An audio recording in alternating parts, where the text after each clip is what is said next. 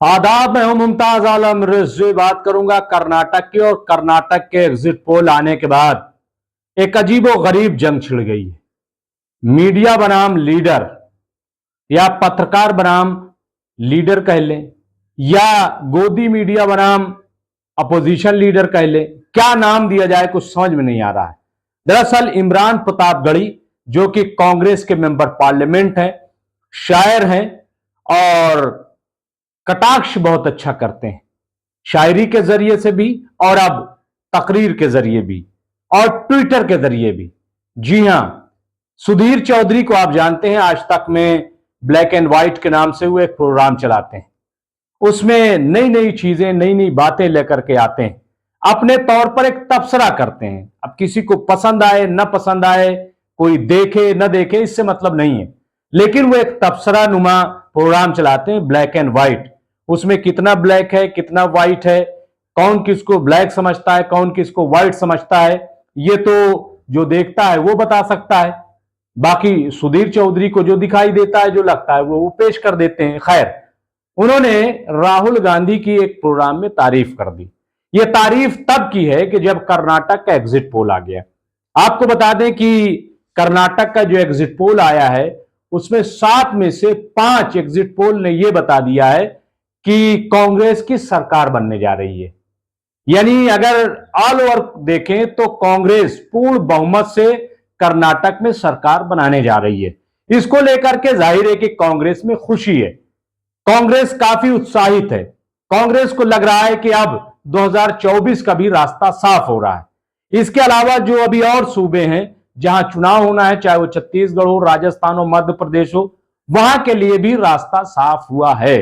ऐसे में काफी खुश है। हालांकि अभी जो नतीजे आने हैं वो 13 मई को है, यानी परसों नतीजे आएंगे।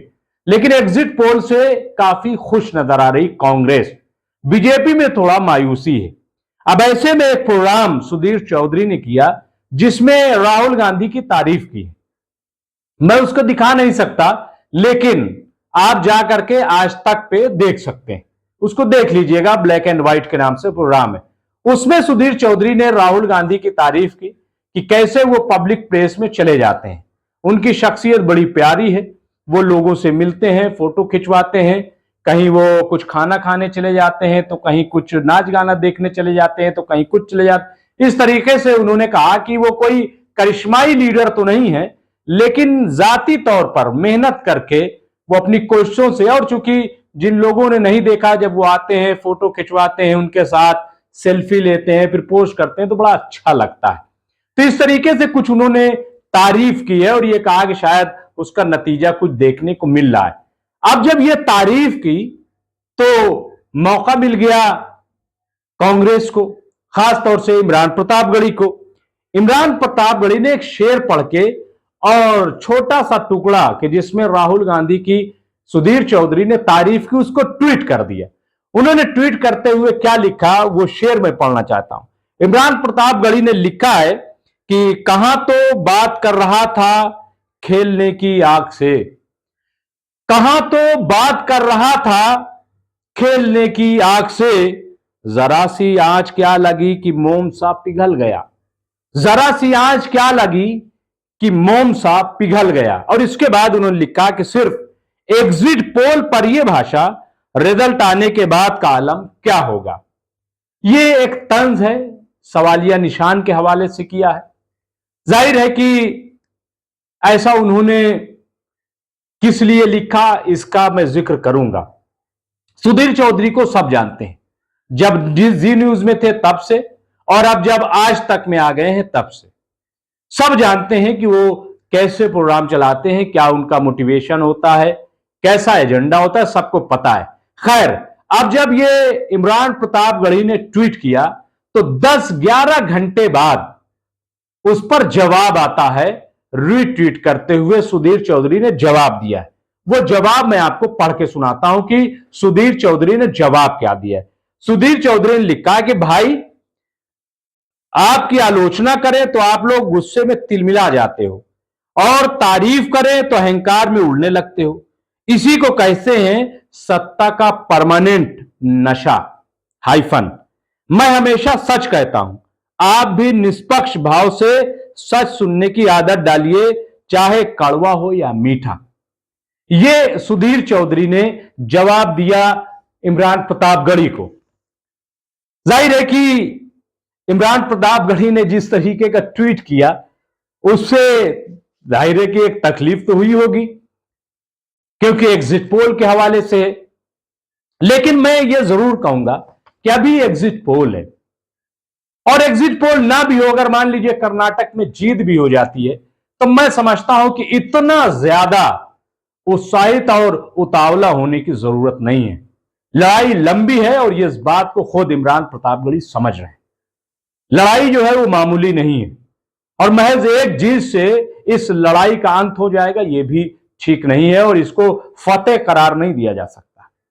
24 अभी दूर है, बजाहिर लग रहा है, और हम सब ये कह रहे हैं या सोशल मीडिया पे चीजें आ रही हैं कि बीजेपी की उल्टी गिनती शुरू कर्नाटक से, ये सब तमाम चीजें। लेकिन सच्चाई यह है कि 24 अभी बहुत दूर है, और 24 के लिए बहुत ही मुत्तहिदा तौर पर काम करने की जरूरत है। लेकिन ये जो बात कही है और फिर जो दावा किया है सुधीर चौधरी ने, उस दावे को कैसे वो खुद झूठा साबित कर रहे हैं। मैं एक और ट्वीट, जीतू पटवारी हैं, मध्य प्रदेश के कांग्रेस के लीडर हैं, बेबाक लीडर हैं और अवामी लीडर हैं, उन्होंने सुधीर चौधरी का एक और टुकड़ा ट्वीट किया है, वो भी ब्लैक एंड व्हाइट का है, आप जा करके देख सकते हैं। सुधीर चौधरी अपने इस प्रोग्राम में जो तारीफ की है बीजेपी की, वो अद्भुत है, वो अजीबोगरीब तारीफ है। ऐसी तारीफ वाकई किसी ने सुनी ना होगी। उन्होंने कहा कि कांग्रेस में और बीजेपी में जो फर्क है, फिर वो दोहराते हैं। जा करके आप वो वीडियो देख लीजिएगा, मैं वो वीडियो नहीं चला सकता अपने यूट्यूब पर, आप जरूर जाकर के उसे देख लीजिएगा। मैं लफ्ज बलफ्ज उस चीज को आपको बता रहा हूं, अब मुझ पे यकीन कीजिए।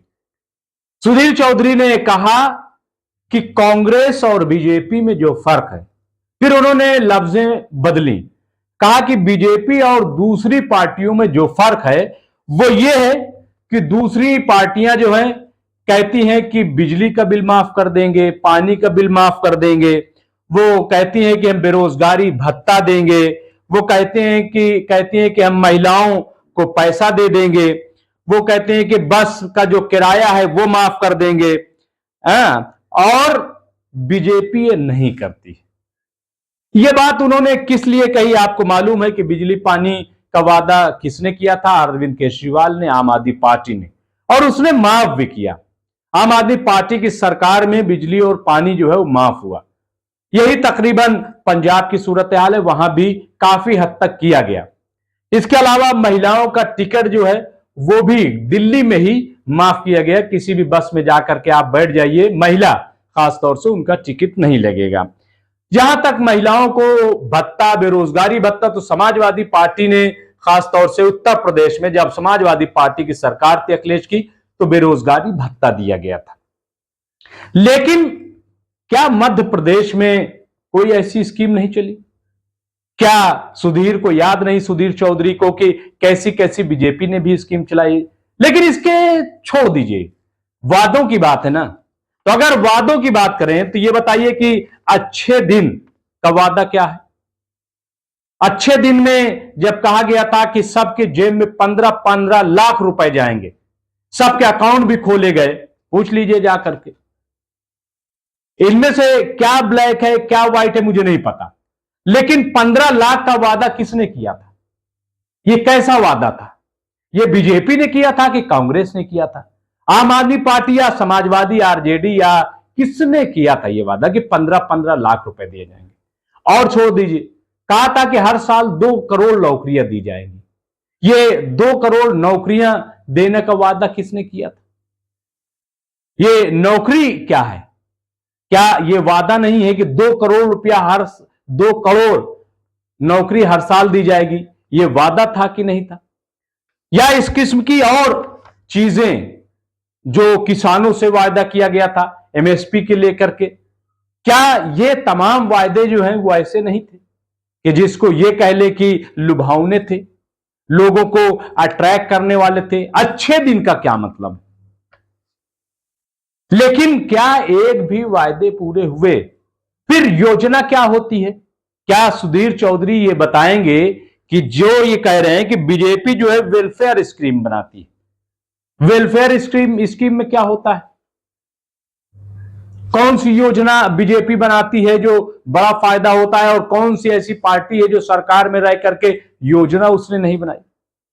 कौन सा इसमें ब्लैक है, कौन सा इसमें व्हाइट है? तो जब इस किस्म की बातें और इस किस्म की बहुत सारी बातें सुधीर चौधरी की आप जाकर के उनके चैनल पर देख सकते हैं कि जब वो एक तरफा बोलते हैं, जब आप मुसलसल एक तरफा बोलते हैं और फिर अचानक जब टोन बदलती है तो फिर इमरान प्रतापगढ़ी जैसे लीडर वो तंज करते हैं, व्यंग करते हैं, शेर लिख देते हैं, तो फिर इस पर बुरा लगने की जरूरत नहीं है। आज अगर गूगल पे जाकर के कोई गोदी मीडिया की लिस्ट खंगालेगा, सिर्फ गोदी मीडिया लिख दिया जाता है, तो उसमें किसकी तस्वीरें आती हैं जाकर के देख लीजिए। क्यों ऐसा हो रहा है ये गूगल से पूछिए या जिन लोगों ने ऐसा किया उनसे पूछिए। मैं इसके बारे में कुछ नहीं जानता, मुझे नहीं पता कि इनमें से कौन ब्लैक है कौन व्हाइट है, लेकिन कुछ ना कुछ तो है, कोई ना कोई चीज तो ब्लैक है और कोई ना कोई चीज तो व्हाइट है। अब कौन किसकी नजर से कैसा देखता है ये वही जाकर के समझा पाएगा। बहरहाल लेकिन ये जंग जो है वो अजीब और गरीब है। ये शायद पहली बार हमने ऐसा देखा है कि जब एक जर्नलिस्ट, एक पत्रकार जो है वो एक लीडर से इस तरीके की बातें करता। तो बहरहाल सच झूठ, ब्लैक व्हाइट, सफेद काला, दिन रात, ये तमाम चीजें जो हैं शायद अपने तौर पर लोग देखते हैं, लेकिन जिस दिन दूसरों के तौर पर भी देखेंगे शायद सच सामने आएगा। बहरहाल ये जंग बड़ी प्यारी है। सुधीर ने जवाब दिया, वो भी अच्छा था, और जो तंज किया इमरान प्रतापगढ़ी उसको भी हम गलत नहीं कह सकते। बहुत बहुत शुक्रिया।